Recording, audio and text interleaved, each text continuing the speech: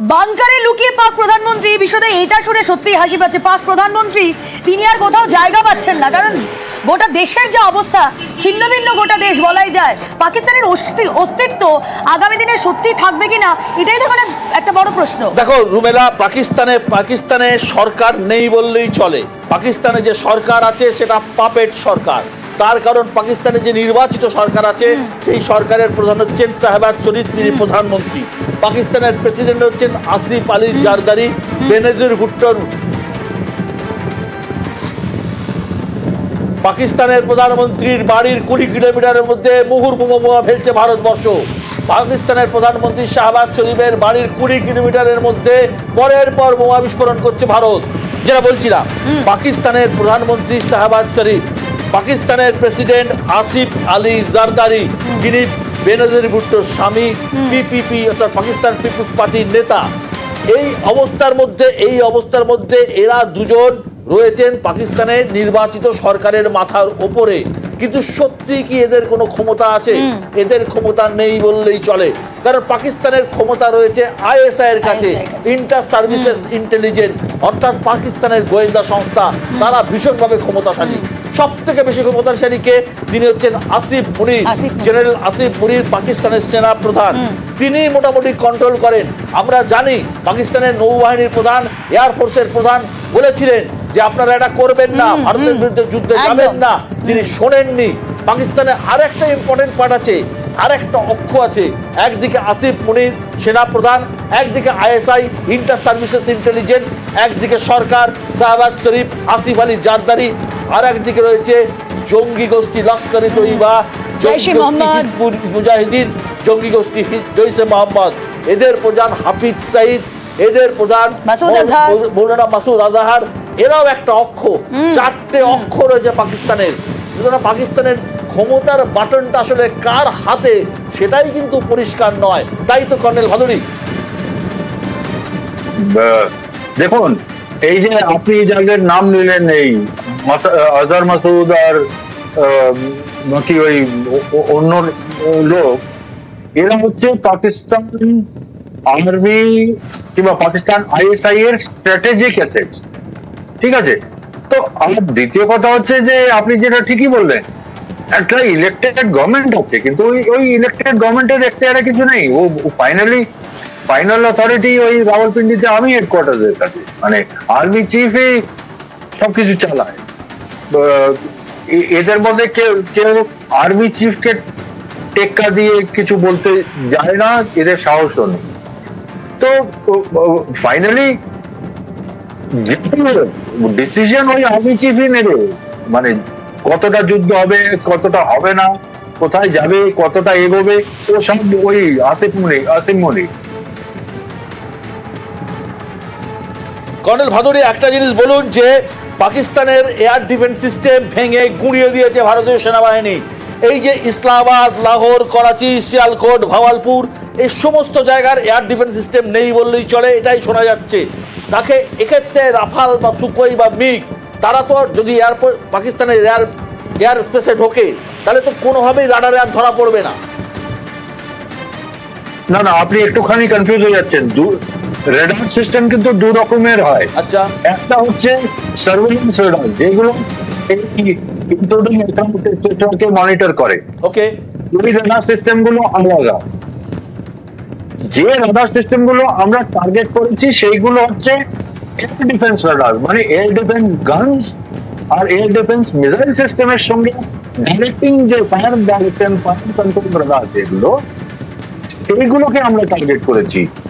তো আমাদের এয়ারক্রাফট যদি পাকিস্তান এয়ার স্পেসকে উল্লঙ্ঘন করে পাকিস্তানের ভেতরে কোনো টার্গেটকে এনগেজ করতে যায়, তো যে সেক্টর এই এয়ার ডিফেন্স রাডার গুলো আমরা ধ্বংস করেছি, সেই সেক্টরের যে air defence missile, ground two air missile, anti aircraft missile বা অ্যান্টি এয়ারক্রাফট গান, ওইগুলো অ্যাক্টিভেট হবে না, ওইগুলোকে ইউজ করা যাবে না।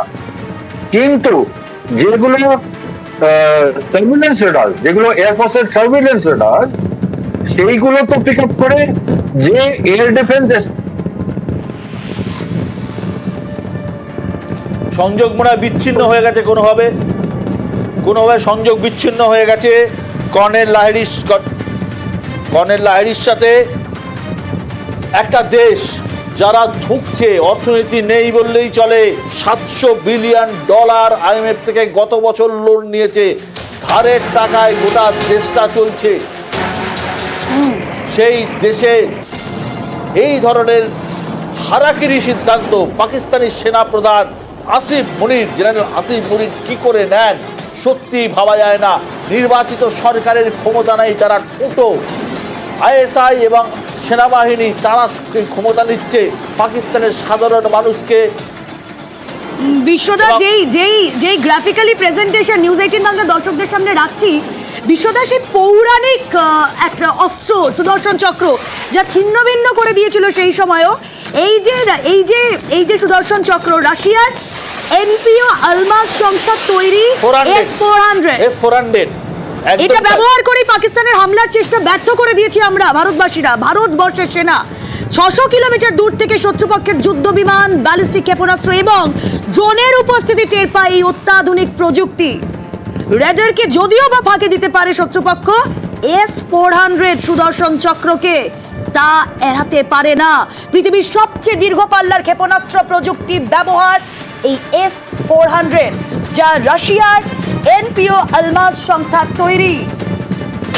দেখো রুমেলা, আমাদের কাছে কি আছে? আমাদের কাছে রাশিয়ার অস্ত্র আছে, আমাদের কাছে ফ্রান্সের তৈরি রাফাল আছে, আমাদের কাছে ইসরায়েলের তৈরি এয়ার ডিফেন্স সিস্টেম আছে। পৃথিবীর সমস্ত উন্নত বা উন্নয়নশীল দেশগুলোর সমস্ত ভালো অস্ত্রগুলো আমাদের কাছে আছে। পাকিস্তান একটা কারাপ্ট দেশ, ততোধিক কারাপ্ট সেনাবাহিনী, তাদের কাছে চায়নার তৈরি মাল রয়েছে, অন্য কোনো মাল কিন্তু নেই।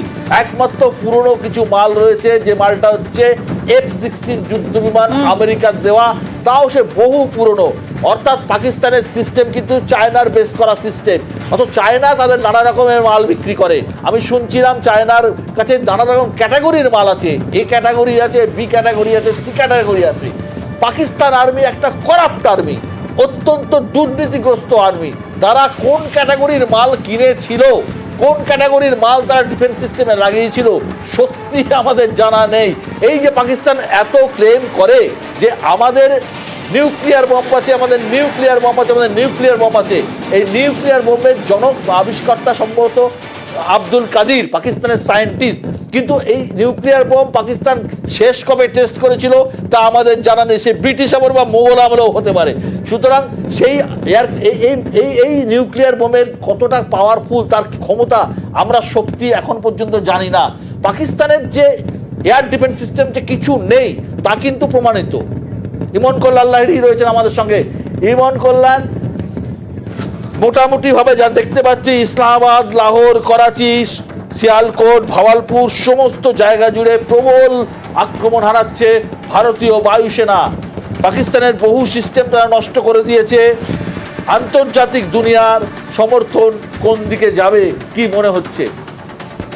বিষয়টা আন্তর্জাতিক দুনিয়ার সমর্থনের প্রয়োজন এই মুহূর্তে ভারতবর্ষের নেই। যদি ডোনাল্ড ট্রাম্পও কিছু বলে, ওরা আগে ইসরায়েল সামলাক, ওরা আগে রাশিয়া ইউক্রেন ওয়ার সামলাক, এবং উনি আসার পর যতগুলো যুদ্ধ লাগিয়েছে ওটা আগে সামলাক। ভারত তার সার্বভৌমত্বের ওপর আঘাত, এটা বুঝে নেবে। আমরা কমব্যাট এয়ারক্রাফট যেটা ব্যবহার করেছে ভারতবর্ষ, এখানে যেমন সুখোই Su-300 MKI আছে, তেজাস আছে, এছাড়া প্রচুর আমাদের পুরনো MG-21 বাইসনও আছে। এবং আমাদের মনে হয় যেখানে মিরাজ থেকে শুরু করে ডাজাউল, রাফায়েল, এবং এটা থাকার পরেও পাকিস্তান যদি মগজদোলাই হয়ে সন্ত্রাসবাদীদের দ্বারা প্রভাবিত হয়ে একটা দেশ চালায়, তার অবস্থা এরকমই হবে। আমি বারবার করে বলছি, যে ভুল 47-48 সালে হয়েছিল, যে ভুল 71 সালে হয়েছিল, 2025 সালে আগামী প্রজন্ম এবং 140 কোটি ভারতবাসীর কথা ভেবে আর করার সময় নেই।